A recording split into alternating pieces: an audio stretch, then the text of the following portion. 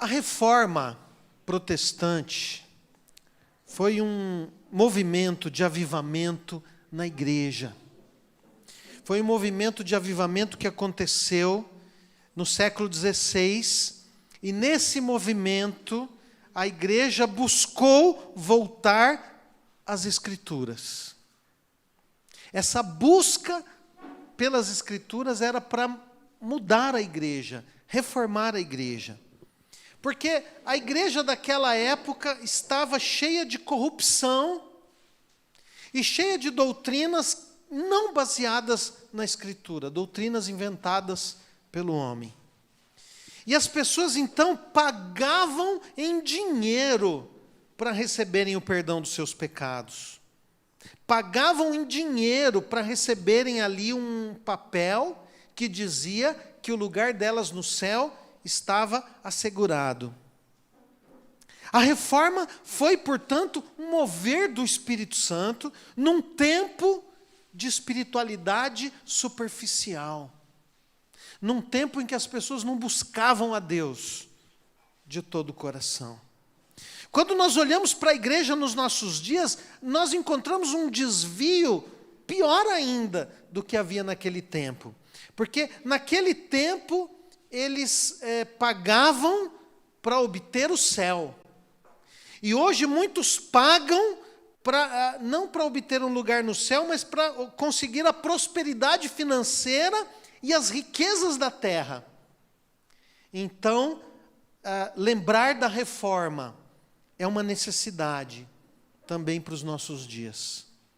Nós precisamos nos lembrar dos princípios que levaram a igreja a um avivamento no século XVI.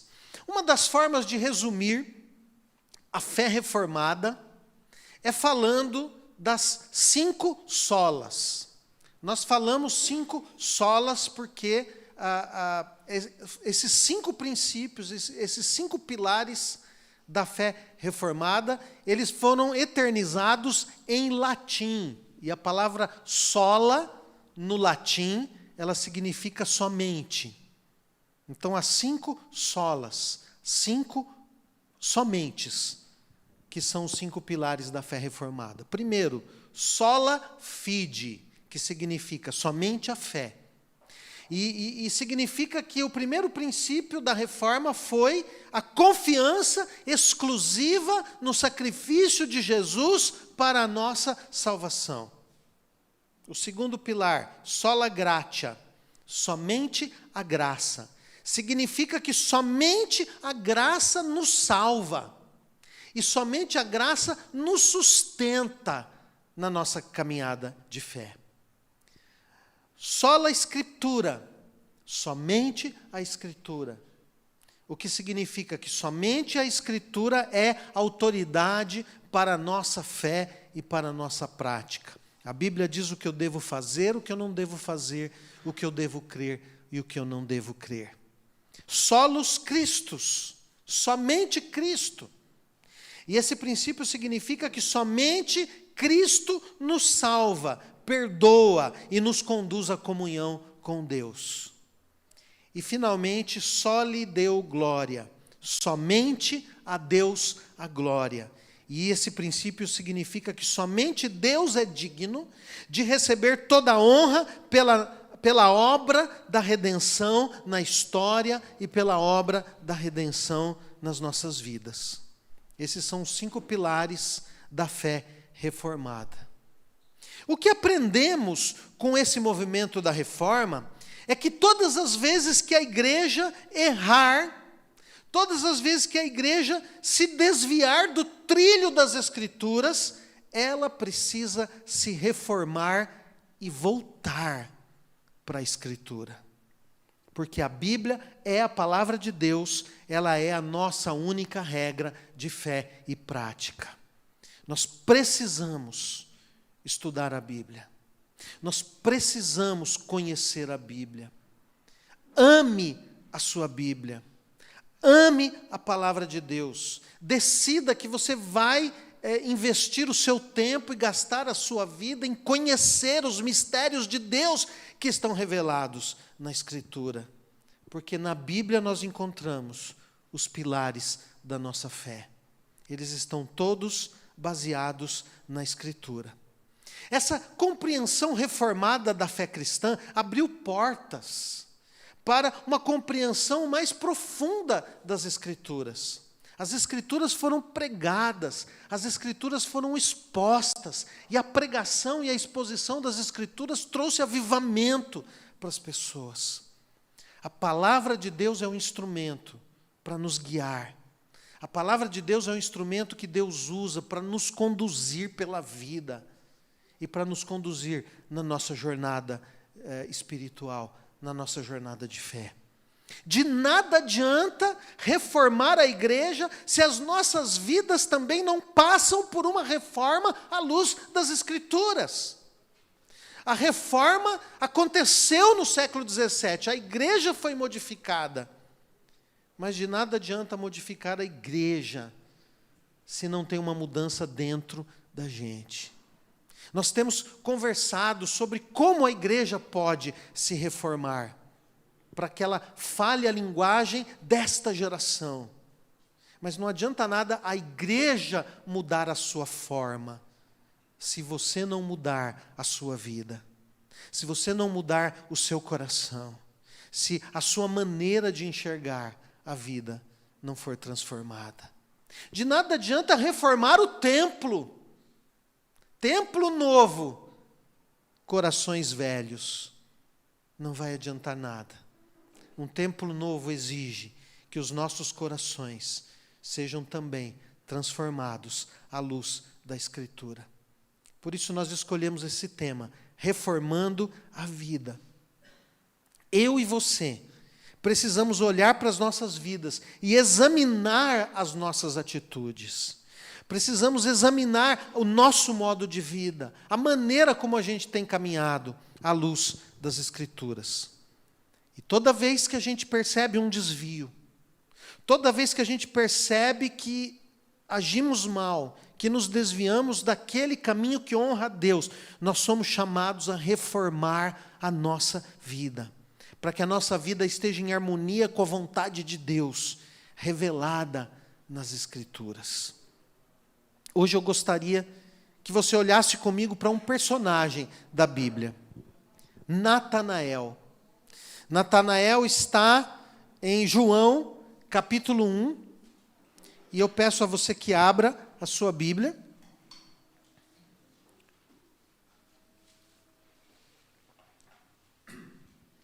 João capítulo 1, verso 43 a 51. O texto diz assim: No dia seguinte, Jesus resolveu ir para a região da Galileia. Antes de ir, foi procurar Filipe e disse: Venha comigo. Filipe era de Betsaída, de onde eram também André e Pedro. Filipe foi procurar Natanael e disse: Achamos aquele a respeito de quem Moisés escreveu no livro da lei e sobre quem os profetas também escreveram. É Jesus, filho de José, da cidade de Nazaré. Natanael perguntou: E será que pode sair alguma coisa boa de Nazaré? Venha ver, respondeu Filipe. Quando Jesus viu Natanael chegando, disse a respeito dele: Aí está um verdadeiro israelita, um homem realmente sincero. Então Natanael perguntou a Jesus: De onde o Senhor me conhece? Jesus respondeu: Antes que Filipe chamasse você, eu já tinha visto você sentado debaixo daquela figueira. Então Natanael exclamou: Mestre, o Senhor é o Filho de Deus. O Senhor é o Rei de Israel. Jesus respondeu: Você crê em mim? Só porque eu disse que tinha visto você debaixo da figueira? Pois você verá coisas maiores do que esta. Eu afirmo a vocês que isto é verdade. vocês verão o céu aberto e os anjos de Deus subindo e descendo sobre o Filho do Homem. O encontro de Natanael com Jesus nos apresenta 3 desafios. E o primeiro desafio: não perca a esperança. Você está me ouvindo? Você está me acompanhando? Não perca a esperança. Natanael vivia num contexto difícil. Natanael vivia num contexto em que não havia esperança para Israel. Israel era uma nação dominada. Isso trazia muita tristeza para os judeus. E muitos deles se apegavam às profecias de que um descendente do rei Davi iria restaurar a liberdade do povo. Esse descendente de Davi, o Messias, ele viria para resolver todos os problemas. Ele teria todas as respostas. Ele faria com que as coisas fizessem sentido. Afinal, os judeus se perguntavam: nós somos o povo de Deus, por que somos uma nação dominada? Nós somos o povo de Deus, por que Deus está demorando para nos libertar? Eles tinham muitas dúvidas. Eles tinham muitas perguntas. E esse descendente de Davi, o Messias, ele viria para responder todas as perguntas. Ele teria a resposta de todas as perguntas. Natanael era alguém que tinha essa esperança. Natanael era alguém, assim como seu amigo Filipe, que esperava a libertação de Israel, que aguardava que Deus se manifestasse, que aguardava a chegada do Salvador, a chegada do Messias, do ungido do Senhor, que viria para salvar o seu povo dos seus pecados. E então Filipe chega para Natanael, seu amigo, e diz assim: Natanael, nós achamos, só fala assim quem está procurando. Nós achamos aquele de quem Moisés falou, aquele de quem os profetas falaram, nós encontramos. É Jesus de Nazaré, o filho de José. E nessa hora, Natanael franze a testa. Ele tinha essa esperança, mas ele fica em dúvida. Será que de Nazaré pode sair alguma coisa boa? Ali em Jerusalém e nos arredores de Jerusalém, na região da Judéia, a Galileia não era bem vista. Nazaré ficava na Galileia. A Galileia não era bem vista. A Galileia era conhecida como uma região de trevas, uma região de gentios, de pessoas que seguiam religiões pagãs, de pessoas que viviam servindo os demônios. Por isso que ali na Galileia tinha muita gente endemoniada. Era uma região de trevas, era uma região de um povo mestiço. Não era só de judeus, mas tinha vários tipos de pessoas, de vários tipos de nacionalidade. Era conhecida como região de trevas. Todos menosprezavam os galileus. Aliás, os galileus deviam ter assim um sotaque arrastado, um sotaque pesado que chamava atenção e que era visto com preconceito. Nazaré, então, era uma cidade insignificante, era uma cidade que nem tinha prédios públicos. Era uma vila pequena, sem expressão nenhuma. Natanael era de Canaã, uma cidade vizinha de Nazaré. Natanael sabia o que era viver o preconceito de ser da Galileia. Mesmo sendo galileu, Natanael não botava muita fé em Nazaré, mas de Nazaré, ele podia ter dito: eu conheço Nazaré, não tem nada lá, como pode sair alguém de lá que vai fazer alguma coisa? Não fazia mesmo sentido. Então Filipe não tinha muito o que argumentar. Filipe não tinha que falar nada para convencer Natanael, porque não fazia sentido o Messias vir de Nazaré. Então Filipe diz apenas: venha e veja. Vem. Não faz sentido mesmo, então vem e vê. Vem para você conhecer esse homem. Muitos olham para o cristianismo e muitos olham para a igreja como Natanael via Nazaré. Muita gente olha para a igreja e vê a igreja como um lugar de gente ignorante.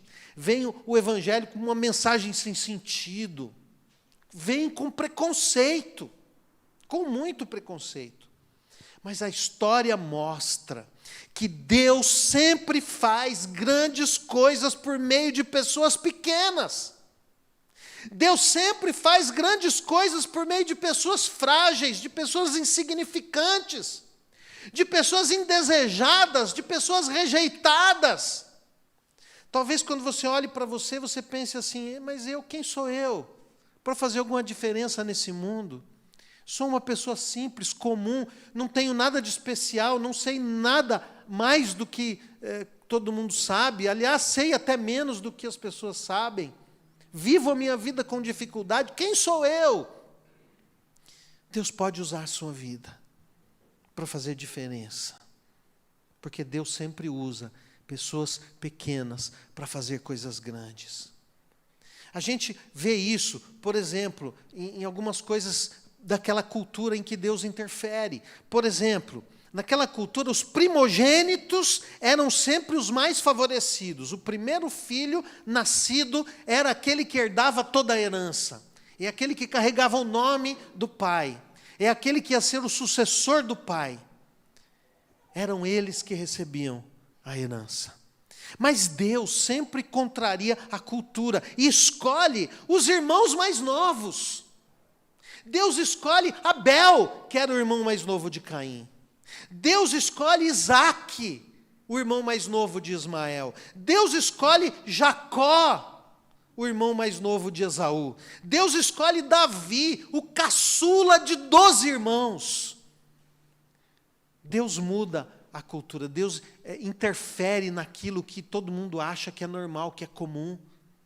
Jesus vai contar uma história, e ele conta a história que contraria o senso comum. Porque numa cidade, o milionário é conhecido, o homem rico todo mundo sabe quem é, o homem rico ele é famoso, ele é conhecido, todo mundo sabe o nome dele. O mendigo, ninguém sabe o nome do mendigo. Tem um mendigo ali, como que ele chama? Não sei. Jesus conta uma história, a história do rico e Lázaro. O rico sem nome, e o mendigo tem nome, e o nome do mendigo é: o Senhor é a minha ajuda. A gente percebe que em toda a história de Jesus, ele contraria a cultura. Naquela cultura, as mulheres que tinham muitos filhos, elas eram exaltadas como as heroínas. Ter muitos filhos é que tornava uma mulher especial. Mas Deus usa as estéreis. Deus escolhe Sara, que era estéril.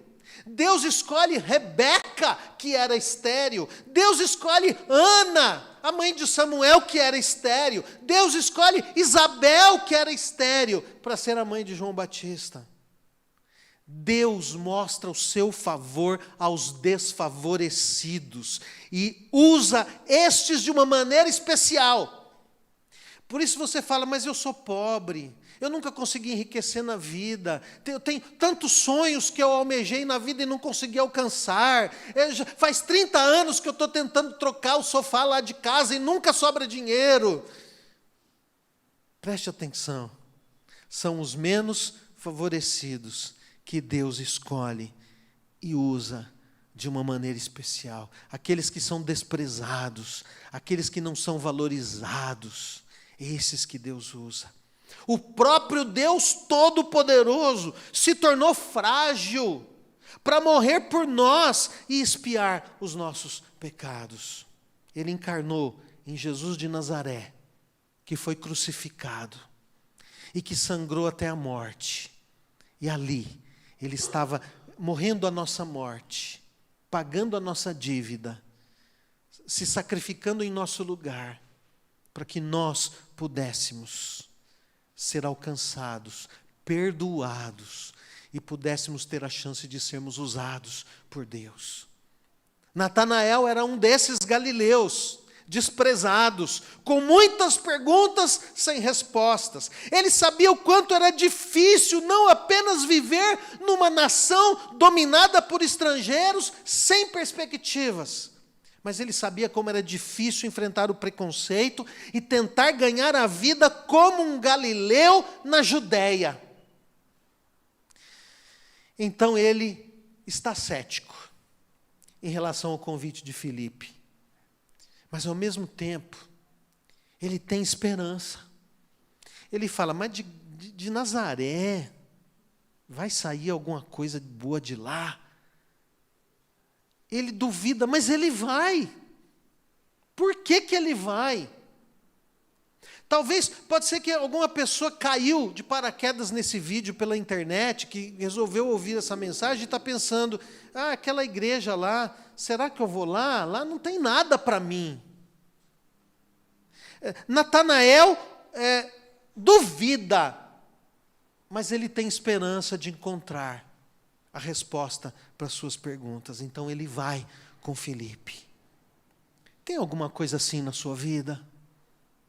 Tem alguma situação assim difícil na sua vida que faz você sofrer e que já fez você perder a esperança e que você já disse para você mesmo, não adianta, faz tempo que eu estou esperando, eu já orei. Talvez você ore por uma situação, por uma circunstância, por um emprego, por um filho, por alguma coisa que não acontece. E você está a ponto de perder a esperança, se é que já não perdeu a esperança e já não se conformou com essa circunstância. Natanael nos ensina a ter esperança. Não perca a esperança. Mesmo que a sua vida esteja difícil, não perca a esperança. Mesmo que todas as perspectivas digam o contrário, não perca a esperança. Levante-se e venha para Jesus. Dê uma chance para o Senhor Jesus. Um segundo desafio que esse encontro de Jesus com Natanael nos traz. Reconheça as suas necessidades. Versículo 47. O texto diz assim: quando Jesus viu Natanael chegando, disse a respeito dele: aí está um verdadeiro israelita, um homem realmente sincero. Então Natanael perguntou a Jesus: de onde o Senhor me conhece? Jesus respondeu: antes que Filipe chamasse você, eu já tinha visto você sentado debaixo daquela figueira. Toda religião diz que você precisa fazer alguma coisa para se conectar com Deus. Algum sacrifício, algum ritual, alguma coisa que você precisa fazer. Mas o cristianismo diz que Jesus veio fazer tudo por você. O cristianismo diz que Jesus veio fazer tudo em seu lugar. Tudo que você não consegue, tudo que você não é capaz. Às vezes você fala, mas eu sou tão fraco, eu não estou conseguindo avançar na minha vida espiritual, eu não sei se eu entrego os pontos, eu não sei se eu desisto. Jesus veio fazer por você aquilo que você não é capaz, aquilo que você não consegue. O Evangelho mostra que você pode ser fraco. O Evangelho diz que você pode ser frágil, que você pode ser incapaz. Não tem problema, porque Jesus fez por você aquilo que você não é capaz de fazer. O Evangelho é um convite a reconhecer que a sua vida está em desordem e você não dá conta de arrumar. O Evangelho é um convite a reconhecer que você precisa de um Salvador. Porque as suas falhas não são falhas superficiais, elas são profundas. Você pecou de verdade, você ofendeu a Deus com o seu pecado. Mas tem um remédio para isso. O Evangelho é a mensagem de que Deus veio morrer por você. Ele veio atrás de você. Ele te buscou. E alguns de vocês que estão aqui já foram encontrados. Porque você precisa, mas não consegue. Você não consegue chegar a Deus sozinho. É Jesus que vem te buscar. Você não tem forças para ir a Deus. Por isso Jesus veio te buscar. Natanael duvida, mas ele vai. Porque ele reconhece que ele tem uma profunda necessidade. Ele diz lá dentro dele: eu preciso de Deus. Ele tem esperança que o Messias venha para consertar todas as coisas. Ele tem esperança que quando o Messias viesse, a vida dele poderia fazer sentido. As suas perguntas poderiam ter alguma resposta. As suas perguntas sem resposta tornam Natanael disposto a ir ao encontro daquele homem que veio de Nazaré, mesmo duvidando. Mesmo achando que é improvável. É mais ou menos assim quando você perde a chave. Sabe quando você perde a chave, você começa a procurar e você vai em todos os lugares onde você poderia ter deixado aquelas chaves e não encontra. E aí você fala: bom, eu vou procurar então aonde não é possível. Eu vou procurar onde menos é provável que elas estejam. E você começa a procurar nos lugares onde as chaves não deveriam estar. E aí você encontra. Já teve essa experiência? Natanael vinha procurando pela vida uma resposta. Natanael vinha procurando uma resposta. Ele vinha buscando a Deus. Mas ele já tinha procurado em muitos lugares. E quando Filipe faz o convite, ele vai com Filipe. Quem sabe aonde menos poderia estar. Quem sabe onde é menos provável de encontrar. O Messias ser alguém de Nazaré é a notícia mais improvável de todas. Na verdade, a gente sabe que ele não é de Nazaré, ele é de Belém. Mas como ele foi criado em Nazaré, ele se tornou nazareno. Ficou conhecido como Jesus de Nazaré. Mas se eu não o achei em nenhum outro lugar, pensou Natanael, vamos lá conferir o que Filipe está dizendo. Então, a surpresa. Que surpresa! Jesus vê Natanael chegando. O texto dá a impressão que Jesus viu Natanael antes de Natanael vê-lo. E é assim com a gente. Jesus viu você primeiro. Você estava perdido, andando longe de Deus, sem esperança, com uma vida em frangalhos, com a vida arrebentada. E Jesus olhou para você, Ele te viu antes. Ele viu você antes, Ele viu Natanael chegando. E o que Jesus fala? Olha o versículo 47. Quando Jesus viu Natanael chegando, disse a respeito dele: aí está, um verdadeiro israelita, um homem realmente sincero. O que Jesus diz é surpreendente. O que Jesus está dizendo? Aqui está um israelita verdadeiro. Aqui está um homem que é crente de verdade. Aqui está um homem que teme a Deus de verdade. Aqui está um homem que ama as Escrituras. Aqui está um homem que busca a Deus com sinceridade. A palavra sincero aqui, ela significa literalmente uma pessoa em quem não há dolo. E o que significa a palavra dolo? A palavra dolo é uma palavra derivada de isca. Sabe a isca que você põe no anzol? Para que serve a isca? Para enganar o peixe. O peixe pensa que ele está encontrando comida, ele é pescado. A isca é engano.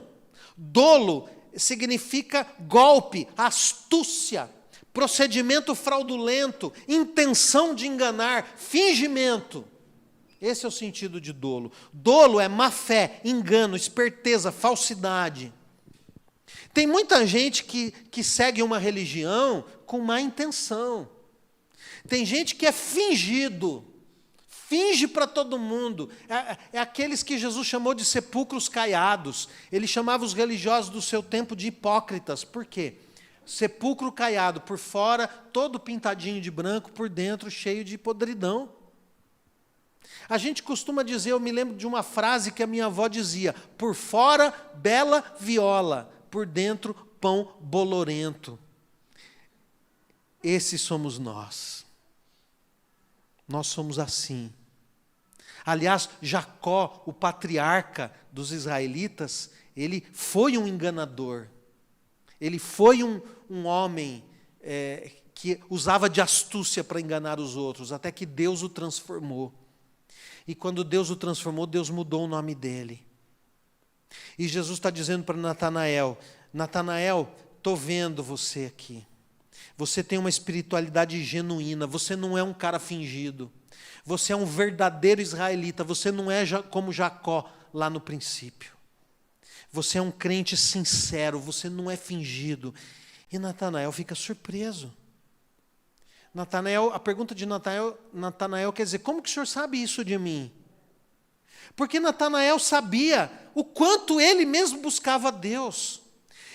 Natanael conhecia o seu próprio coração, a sua busca sincera, o seu desejo de agradar a Deus, o seu desejo de encontrar a Deus, o seu desejo de fazer tudo certo, a sua esperança no Messias. Natanael fica surpreso: Senhor, como que o senhor sabe isso de mim? E a resposta de Jesus surpreende ainda mais. Versículo 48. Então Natanael perguntou a Jesus: de onde o senhor me conhece? E Jesus respondeu: antes que Filipe chamasse você, eu já tinha visto você sentado debaixo daquela figueira. Que figueira é essa? O que Natanael estava fazendo lá? Ninguém sabe.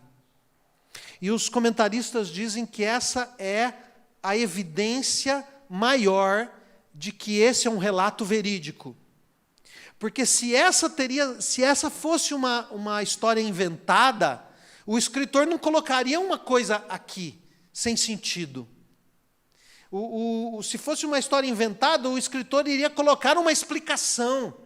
Mas não tem explicação. Por quê? Porque era algo muito pessoal. Era algo que Jesus falou para Natanael, e que João ouviu, e João não entendeu nada, porque só Jesus e Natanael sabiam.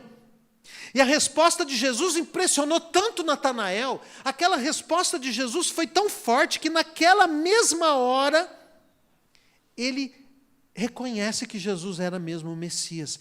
Ele ouve: eu vi você lá, debaixo da figueira. Quando Jesus fala isso tem um impacto tão grande na vida de Natanael, que olha o que ele diz, versículo 49. Então Natanael exclamou: mestre, o Senhor é o Filho de Deus, o Senhor é o Rei de Israel.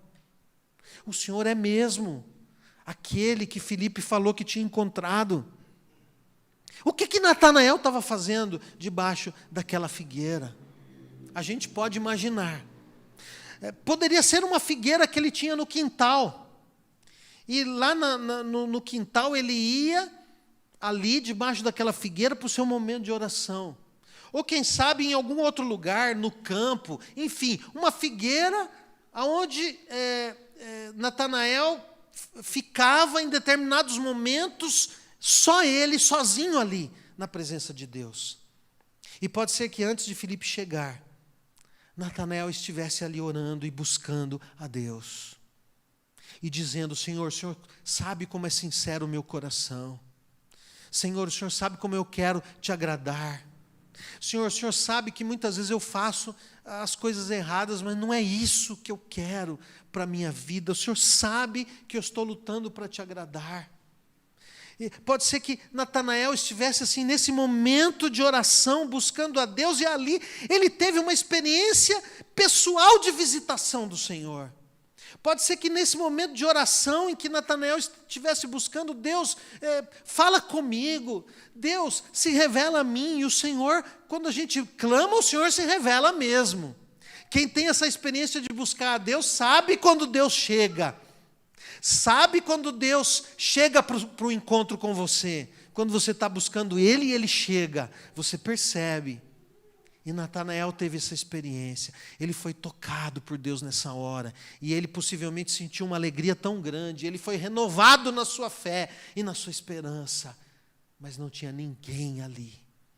Ninguém ali para ver. Só Natanael sabia. E Deus e mais ninguém. Não tinha ninguém lá. Ou podia ter sido um momento difícil na vida de Natanael.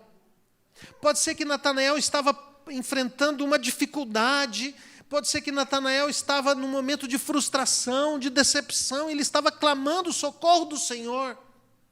E ele estava lá debaixo daquela figueira, só ele e Deus, dizendo assim: Deus, o Senhor sabe como eu preciso de Ti. O Senhor sabe como a minha oração é sincera. O Senhor sabe como é sincero o meu coração. Deus, atende a minha oração e me ajuda. E não tinha ninguém lá. Então Jesus olha para ele e fala: você é um crente sincero. Você não é fingido, não. Você tem uma espiritualidade verdadeira. Senhor, como o Senhor sabe isso de mim? Porque eu te vi lá debaixo daquela figueira. E não tinha mais ninguém lá. E Natanael olha para Jesus e diz: o Senhor é mesmo o Salvador. O Senhor é mesmo o Messias. Talvez você tenha esses momentos na presença do Senhor. Talvez você tenha aqueles momentos que você fala: Senhor, o sofrimento está demais. Senhor, eu não estou aguentando mais. Senhor, por favor, me ajuda. Senhor, por favor, me dá um livramento. Por favor, Senhor, atende a minha oração. Talvez você tenha esses momentos e a figueira é lá, o seu quarto com a porta fechada. A figueira é aquele lugar em que você busca o Senhor, só você e Ele. E você talvez pensa: será que Deus está ouvindo a minha oração? E o Senhor Jesus, Ele diz para Natanael: eu te vi lá. Antes de Filipe te chamar, eu te vi lá debaixo daquela figueira. O Senhor está vendo a sua busca. Ele conhece o seu coração. Nessa hora, Natanael não teve mais dúvidas. Você que está me ouvindo, reconheça também as suas necessidades. Reconheça que você precisa do Senhor. Reconheça que você precisa de Deus. Reconheça que você precisa mais de intimidade com Ele. De ficar debaixo da figueira, buscando o Senhor até que Ele te visite. O Senhor, Ele ouve as orações. Ele está ouvindo a sua oração. Ele está aqui. E Ele tem ouvido as orações que você tem feito. E Ele tem visto as tuas lágrimas. Ele conhece a sua dor. Ele conhece a sua tristeza. Ele conhece a sua solidão. Ele conhece os apuros que você tem passado. E talvez seja essa a reforma que você precisa fazer na sua vida. Deixar de ser um crente frio e se tornar alguém que busca a intimidade do Senhor. Porque se você buscar a intimidade do Senhor, você vai ser visitado. Você não vai ser mais um cristão desanimado. O desânimo vem quando nós estamos caminhando longe do Senhor. O desânimo vem, a gente não vê mais perspectiva, mas quando Deus visita, o ânimo volta. O entusiasmo volta. Aliás, a palavra entusiasmo significa cheio de Deus. Cheio de Deus. Uma pessoa cheia de Deus é uma pessoa entusiasmada. Vai lá para debaixo da sua figueira. Pode ser que não tenha uma figueira no seu quintal, mas fecha a porta do seu quarto. E derrama teu coração diante do Senhor e diz para Ele: Senhor, eu quero intimidade contigo. Eu quero te conhecer. Revela-te a mim. Senhor, fala comigo. E se você perseverar, o Senhor vai te visitar. E a presença dEle vai se manifestar lá no seu quarto, como aconteceu com Natanael. O Senhor tem visto a sua luta. O Senhor tem ouvido as suas orações. O Senhor tem visto as suas lágrimas. Talvez seja essa a reforma que você precisa fazer na sua vida. Buscar o Senhor com mais intensidade. E deixar que a palavra dEle te transforme. Não é ler a Bíblia assim só por obrigação. Leu, pá, pronto, terminei, cumpri minha obrigação de hoje. Não. É ir para a palavra, dizendo: Senhor, fala comigo. Me ajuda a conseguir ler a palavra contra mim.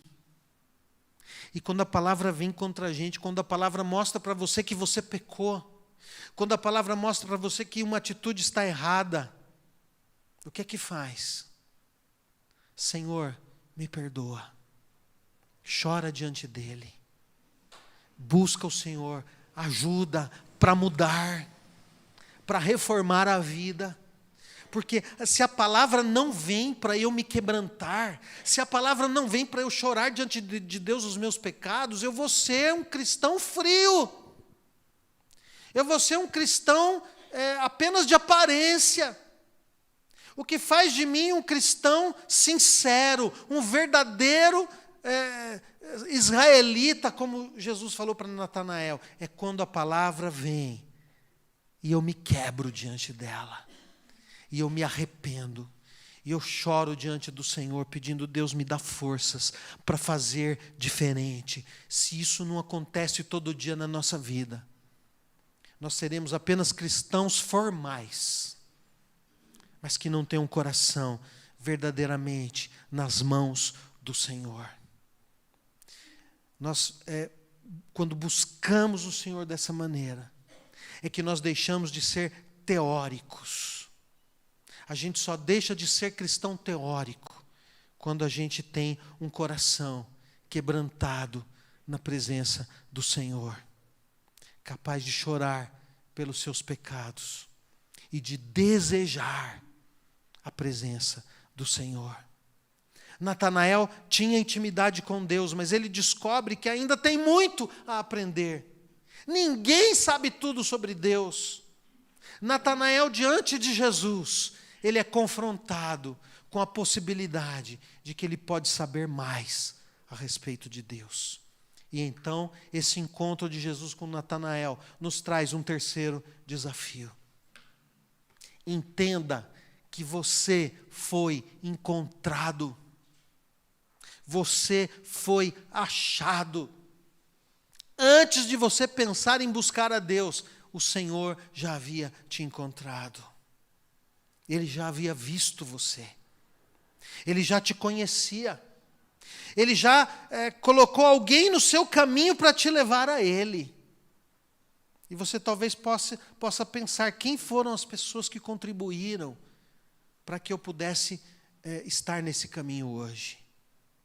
Isso aconteceu com Natanael.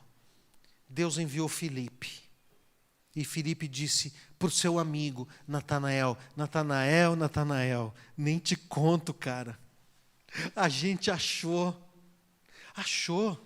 o Messias, a nossa esperança, a esperança de Israel, o Salvador prometido há tantos séculos. As promessas de Deus se cumpriram. Natanael, a gente achou. E o Natanael quem é? É Jesus de Nazaré. Mas, cara, Nazaré, vem ver. Mas Nazaré, cara, não tem explicação. Vem e vê. Jesus já estava vendo Natanael. Jesus já sabia quem ele era. Jesus tinha um conhecimento até mesmo do coração de Natanael. E quando Natanael se depara com esse conhecimento sobrenatural de Jesus, ele se rende. Ele pensa: ele sabe tudo sobre mim. E ele se torna um discípulo naquele momento. Aliás, Natanael vai se tornar um dos 12. Natanael, também conhecido como Bartolomeu. Lá em Mateus 16, 17, Jesus chama Pedro de Simão Bar-Jonas. Isto é, Simão, filho de Jonas. Esse nome que começa com Bar, é um segundo nome que indica o nome do pai. Simão Bar-Jonas. O que é? Simão, filho de Jonas. Então Natanael é Natanael Bartolomeu, que significa filho de Tomé, ou filho de Ptolomeu.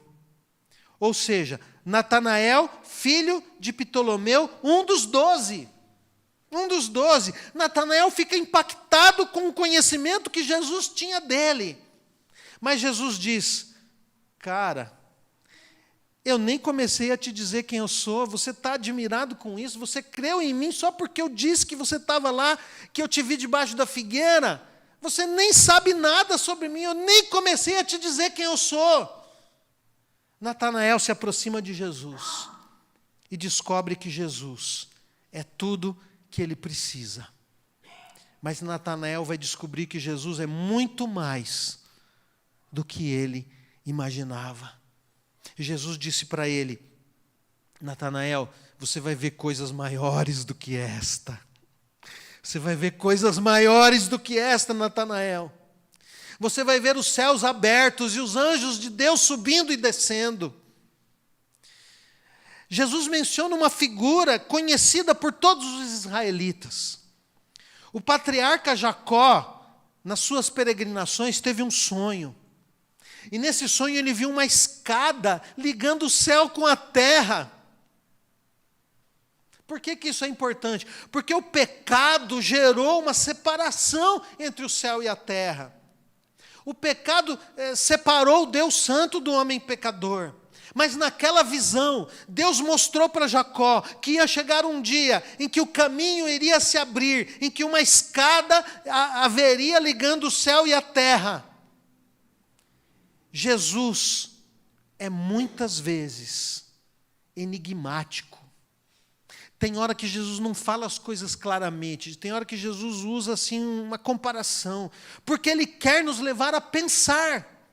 Ele quer que Natanael pense mais, porque a fé cristã não é uma fé cega. Crer é também pensar. A gente crê com entendimento. A fé cristã é uma fé com entendimento. Natanael, então, convivendo com Jesus, iria perceber que ele, Jesus, é essa escada. Ele é o caminho, Ele é a porta entre o céu e a terra. Jesus veio para abrir caminho para o Pai. Jesus sempre supera as nossas expectativas. Ele vai superar as expectativas dos seus amigos. Quando você der uma de Filipe e chegar para o seu amigo Natanael e dizer para ele: cara, eu achei. E o teu amigo vai falar: achou o quê? Cara, eu achei Jesus de verdade. Não é o Jesus dos crucifixos, não é o Jesus dos livros de história. Cara, eu achei o Jesus de verdade. E o teu amigo vai falar: para, cara, qual é? Vamos lá. E você vai dizer para ele: vamos lá. Ele vai falar: mas de lá vai ter alguma coisa boa? E você vai dizer para ele: vem e vê. E Jesus vai superar as expectativas dos seus amigos. Por isso, faça como Filipe. Vai dizer aos seus amigos que você encontrou aquele que é a resposta para todas as perguntas. O Jesus que me vê. O Jesus que me conhece. O Jesus que sabe da minha luta, que vê as minhas lágrimas. O Jesus que morreu por mim, que ouve as minhas orações, que me conecta com o Criador. Eu queria encerrar essa mensagem com mais 2 desafios. Primeiro desafio: busque mais a Deus. Decida fazer uma reforma na sua vida espiritual. Busque mais a Deus. Separe um tempo para estudar a palavra e orar, buscando conhecer a Deus mais intimamente, como Natanael. Lendo a palavra assim: Senhor, fala comigo, o que eu estou fazendo de errado? E quando o Senhor fala, você vai a Ele: Deus, me ajuda a mudar. Me ajuda a mudar. Você vai se surpreender como Deus vai falar com você. Decida fazer uma reforma na sua vida espiritual. Segundo desafio: busque seus amigos. Amigos, vizinhos, parentes. Certamente você tem alguém, você conhece alguém que você ama, mas que está andando longe de Deus. Busque essa pessoa e diga para essa pessoa: eu achei aquele que está nas profecias é verdade mesmo, ele é real. Eu posso contar para você o que ele está fazendo na minha vida. Feche os teus olhos. Senhor, nós estamos agora diante da tua palavra. E nós queremos pedir que o Senhor venha ao nosso encontro, como o Senhor veio ao encontro de Natanael, falando com a gente uma palavra que a gente falou contigo, mas ninguém mais ouviu, só o Senhor. Deus, hoje toca meu coração, me ajuda, faz uma reforma na minha vida, na minha espiritualidade, na minha devoção. Eu quero experimentar essa visitação do Senhor na minha vida, para eu poder dizer para os meus amigos que eu te achei. Por favor, faz isso na minha vida, eu te peço, em nome do Senhor Jesus. Amém.